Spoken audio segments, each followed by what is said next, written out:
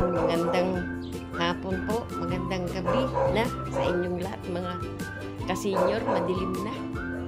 Luzon, Visayas at Mindanao.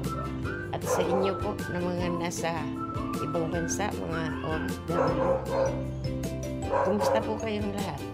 Dito na naman po ang inyong Lola Senior. Nag-uumpisa na naman mga tiyang mga kamay. Napapalingon po ako doon kasi mayroon pong nanonood. Alam niyo naman, medyo siyempre iya-hiya rin minsan. Paminsan-minsan pag may time. Ayan, papakita ko po sa inyo yung aking inipon na mga balat na sinasabi ko sa inyo, mga pinagbalatan ng gulay. Ito po. Ayan. Pinagbalatan ng gulay, prutas. Puno na po siya. Pwede ko na po siyang tabunan ngayon. Magulo yung camera ko. Ayan. Ayan. Pakita ko po sa inyo. Akin na po tatabun.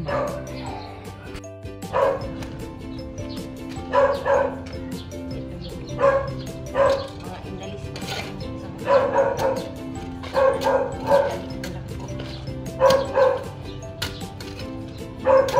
hayaan mo lang po siya tumagal.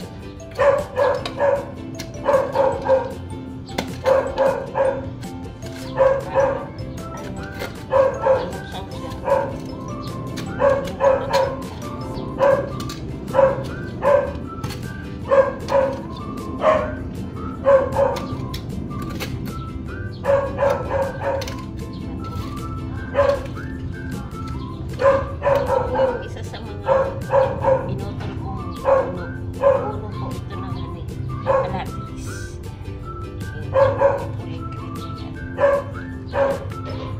Marami pa po ako pinutol dito kasi ayaw ng kapatid namin na nagkakaugat yung ilalim ng bahay kasi po nabibiyak yung simento.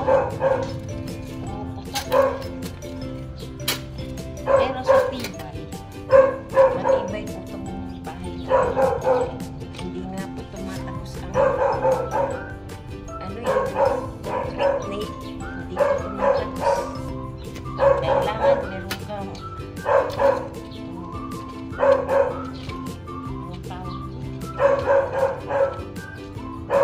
baril.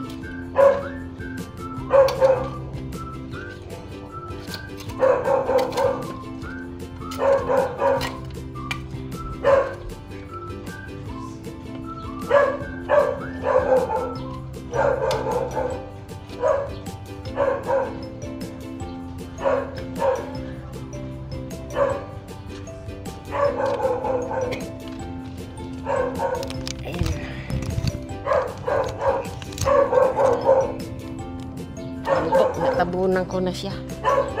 Ayan. Mga hayaan lang po.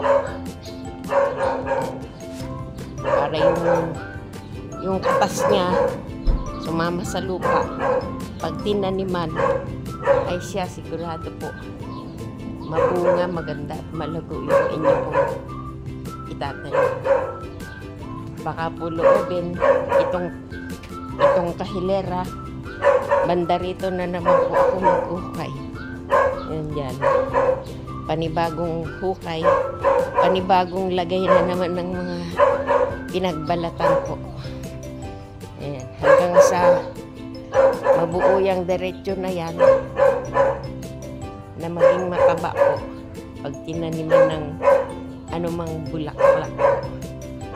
Ayan. Ingay po yung aso. Kala yata siya yung kinakausap. So, mga kasenyor, hanggang dito na lang po muna uli. Sana po huwag kayong magkasawang sumubaybay sa inyo pong kasenyor. Lagi po kayong magkaabang ng aking mga ina-upload. Sana po sa mga bagong viewers, pa-subscribe naman po mga kababayan. At paki-like na rin po, share. At pwede po kayong mag-komento. Willing po akong sumagot sa lahat ng inyo pong mga katanungan. Hanggang dito na lamang po.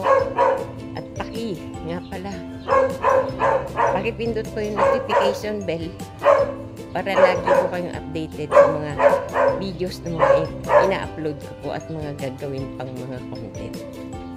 Salamat po sa Diyos. Bye-bye. Magandang gabi.